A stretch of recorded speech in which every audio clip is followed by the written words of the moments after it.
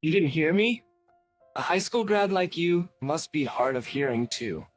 My kids deserve to be born to a much better woman. Education doesn't matter when it comes to love, my husband used to say before we got married. Now he belittles me for only having a high school diploma, saying he's going to leave and remarry a woman with an elite college degree. Ah, what a tragedy to end up with a low-educated woman like you. I'm truly unlucky. With those bitter parting words, my husband eloped with a college-educated woman. My name is Abigail. I married James, who's 3 years older than me at 25, and I'm turning 27 this year. I work as an administrative assistant at a trading company with only a high school diploma. We met through a mutual acquaintance from high school. My husband, unlike me, is an elite. He graduated from a prestigious university and works in sales for a big corporation. When we first met, I felt unworthy of his attention. But he kept saying, "Your degree doesn't matter. I like you for who you are." So I believed him, and we got married. Unfortunately, it turns out that was a mistake. The moment we got married, he started looking down on me for my education and salary. From his perspective, a high school-educated woman working at a small trading company must seem inferior. But he's the one who wanted to marry me. During our dating days, he sensed my insecurities and reassured me with kind words. That man is nowhere to be found now. You should really find a new job, Abigail. Having a wife who works for such a low-paying company is embarrassing. He shamelessly tells me. But I don't want to work for a demanding company right now because we're trying to conceive, and I also like my current job and company. His cold gaze silences me, my voice gradually shrinking. He sighs as if annoyed and retreats to the bedroom before I can say anything else. He probably assumed we were going to talk about our stagnant efforts to conceive again. He was right. I was hoping for a real discussion with my husband about our struggle to have a baby. From the beginning of our marriage, I always wanted kids, and my husband even optimistically talked about having 3 siblings. But all that was talk in the early days of our marriage, and the reality is that there is no baby in sight. I subtly hinted at my husband to start thinking about having kids, but he avoided the conversation saying, "I don't want to raise a kid born to a high school graduate." I do want to raise a kid born to a high school graduate. His words left me stunned, and since then we haven't really been able to talk face to face. Marriage had become a lonely affair. He'd belittle me every chance he got, reminding me to be grateful for being picked up by someone as elite as him, all while piling housework on me. And lately, he even stopped providing enough money for daily expenses. Apparently, according to him, I was bad with money and needed to save more. I had already cut corners wherever I could, even dipping into my savings from my single days when things got tough. You'd think I'd want a divorce by now, but fear held me back. The fear that he'd lash out if I brought it up. I was afraid to bring up divorce, worried that my husband would explode in anger. On top of that, I didn't want to betray my parents, who were so thrilled about our marriage and eagerly awaiting the birth of their first grandchild. As our marriage cooled off, my husband started spending less and less time at home. Coming home in the morning became the norm. If he came back drunk late at night, he'd wake me up to make him a snack. And whenever he came home late, I would always smell women's perfume on him. Even without a woman's intuition, it was clear he was cheating. But I was too scared to confront the truth and kept procrastinating. Then, out of the blue, he said he was leaving. My real love is finally pregnant, and I'm moving in with her tomorrow. Stunned, I listened as he let out an exaggerated sigh. "Didn't you hear me? You're a high school grad with bad ears, too? My exceptional genes are wasted on you." He kept babbling about things I didn't even ask. Turns out, he was cheating on me with a younger woman who graduated from the same prestigious university as him. He said he was leaving me for her because she is now pregnant. She's just starting her career, you see? Taking maternity leave right after joining a company would affect her career, since I'm such a catch. I've had plenty of matchmaking offerings from my bosses. So I thought, why not marry someone for the time being? That someone for the time being was apparently me. Maybe because there was no longer a need to hide. His face looked more grotesque than I had ever seen. You work for a small trading company, right? I thought you might have some useful connections or something. You have no valuable contacts, and all you do is nag about having kids. He stared at me intently after saying all this. Seeing me speechless, he snorted, stood up from the sofa and muttered, Ah, what a tragedy. Marrying someone as uneducated as you. What a waste of my precious time. He then walked out the front door without even sparing me a glance. I take deep breaths as I hear my husband lock the front door. My tense muscles, tightened by his overbearing demeanor, finally start to relax, and I break out in a cold sweat. Now that I know his schemes, there's no need to hesitate. I quickly finish my dinner that day, unlock myself in my bedroom before he gets home.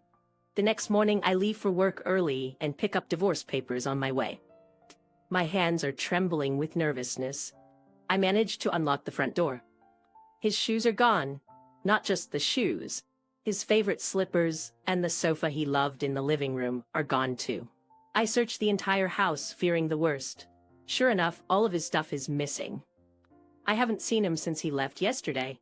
I spot a bundle of papers carelessly placed on the table along with a flimsy envelope. I flip through the note, written in his meticulous angular handwriting, to find a filled-out divorce application. The note says to never contact him again, that he's already told his parents. I emotionlessly fill in the blanks on the divorce papers.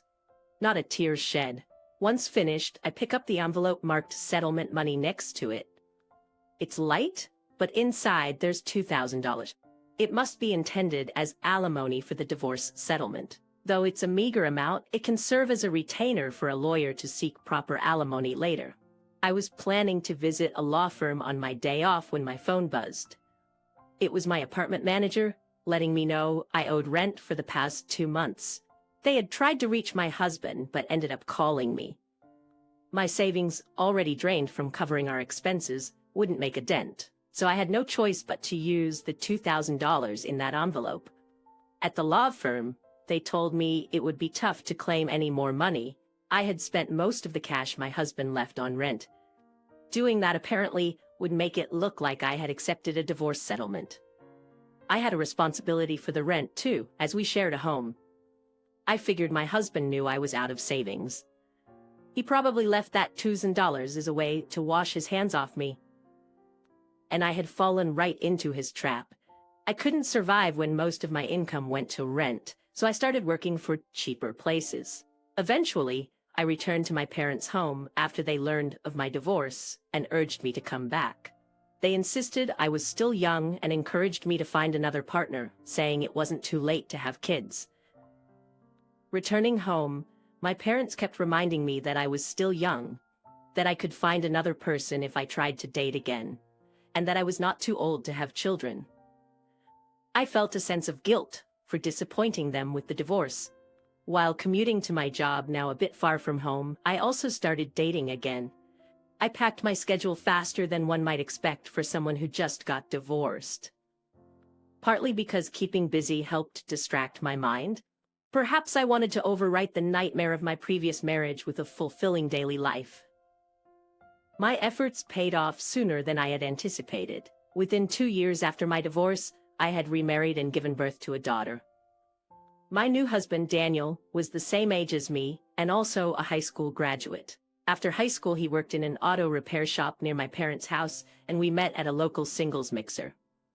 Daniel was initially concerned about his educational level, but I assured him I wasn't like my ex, who judged people based on their credentials. Daniel, in turn, never looked down on me for my background. He was always generous and accepting. We built our new home close to my parents, and my days were filled with parenting and work.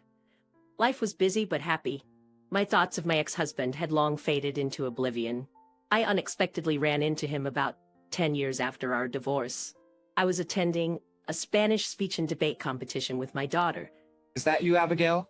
A man called out to me from behind. I turned around. Although he had aged, I immediately recognized the face, one I would rather not have seen. Next to my ex stood a young boy, about the same age as my daughter. Noticing my gaze, my ex-husband said with an unconcerned smile, "This is my child with Abby. She's an elite too, graduated from a national university. The kid has the potential, And we're investing a lot in gifted education. And we are investing a lot in gifted education. Abby must be the college-educated woman he ran off with. He takes the liberty to brag about how smart his own child is, regardless of my feelings. As I quietly let it slide, he quickly glances at my daughter. So what about your husband? He's a high school grad too, isn't he? Knowing you? What he says is true, but admitting my current husband is also a high school graduate will likely make his insults worse. Wanting to avoid trouble, I neither confirm nor deny and quickly try to leave the scene with my daughter. No, I can tell the face of a kid who's a high school grad. They look as dumb as anyone else around. There's no way such a kid could speak fluent Spanish, LOL. His insulting words, thrown at me even as he stepped in my way, left me stunned. In front of my child, he had no qualms about looking down on another child he had just met. I couldn't believe how nasty he was. Though my daughter might not understand what high school grad means, she probably sensed she was being spoken ill of. Seeing her face scrunch up as if she were about to cry, I stared fearlessly at my ex. Would you mind not insulting children? Aren't you ashamed as a father? He brushes off my anger nonchalantly. Hey, I'm just telling the truth. It's presumptuous for a high school grad to enter a Spanish contest. Just play in the park where you belong, LOL. Having said his piece, my ex-husband grabs his child's hand and vanishes into the crowd. While a deep anger starts to bubble up within me, I catch my daughter's anxious face and rein in my emotions. It's alright, you've practiced a lot. If you do just like you practiced at home, you'll win for sure. Mommy guarantees it. Our eyes meet, and I speak softly to her. I need to stay strong for her. She nods, slowly digesting my words. After registering, I leave my daughter and enter the spectator area. Now all I can do is believe in her ability. I take a deep breath and wait for her contest to begin. Including my ex-husband's child, most of the young contestants were nervous and stumbled through their speeches. As for my daughter, even without parental bias, I thought she was by far the best, delivering her speech in fluent Spanish without hesitation. My prediction was accurate. She won the Spanish speech and debate contest. Holding a large bouquet and with a medal around her neck, we leave the venue hand in hand. Next, we're gonna celebrate with some steak. Just as planned. Abigail, wait up. A loud voice chases after me from behind. I quickly shield my daughter behind me and turn around to face my ex-husband. His eyes are red-rimmed, as if he'd been crying. Peeking out from behind me, my daughter's medal catches his eye, and he looks at it enviously. How can your kid win first place? There's no way a child raised by a high school grad could be so articulate. Turns out he's upset because his own child didn't place, while my daughter won the competition. He rants, assuming that my husband, my daughter, and I couldn't possibly speak Spanish.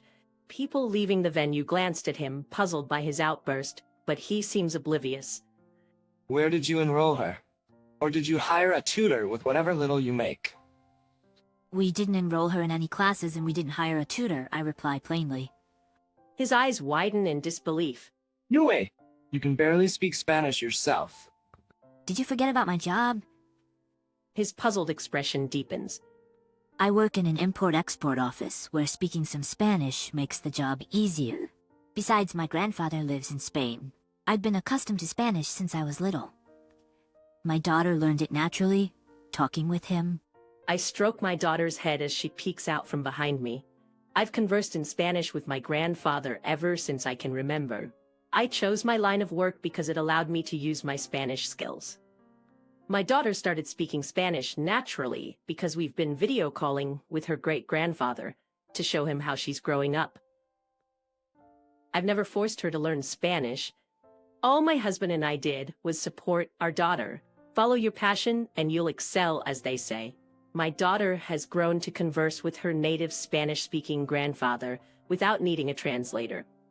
My ex starts trembling as he listens to my explanation. His face flushed a deep red, boiling with humiliation.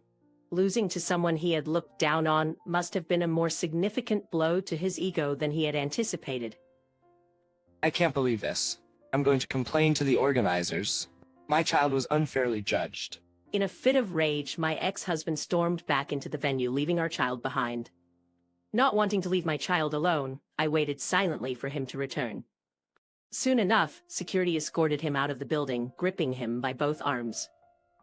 Gritting his teeth, it was clear he wasn't thrilled that my daughter won. As he aggressively approached me, a woman's voice suddenly called out to him. James, what a coincidence running into you here. She wore a crisp pantsuit and had an event badge hanging around her neck. My ex-husband's anger cooled as his shoulders tensed up. I couldn't just walk away, so I stood there, keeping my daughter behind me watching. So James, you have a kid? I heard you were single. Is this woman next to you your wife? Caught off guard, I shook my head vehemently. No, he's my ex-husband. Oh, so this child is yours and James's? She eyed the boy standing next to my ex-husband with her piercing gaze. No, that's the son from the woman he married after divorcing me. Her eyes lit up. Sweating and looking pale, my ex-husband was clearly distressed. What happened next needs no explanation. Sensing impending chaos, I fled the scene. It turns out, after marrying a college-educated woman, he'd been having an affair with another educated woman involved in the Spanish speech and debate tournament. She quickly realized she was his side chick upon seeing him with a child. Naturally, the affair infuriated his well-educated wife. She took their child and went back to her parents' house the next day. Now, he's scrambling to pay child support, alimony for the divorce, and education loans. Word got around his office about how he had been serial dating women based on their educational backgrounds, forcing him to resign. As for my daughter, she later participated in the national Spanish speech competition. While she didn't win, her near-native language skills drew much attention, and her interest in Spanish only grew. With my current husband's support, I left my longtime job at a trading company. Now, I teach Spanish from home and assist my grandfather with translating novels.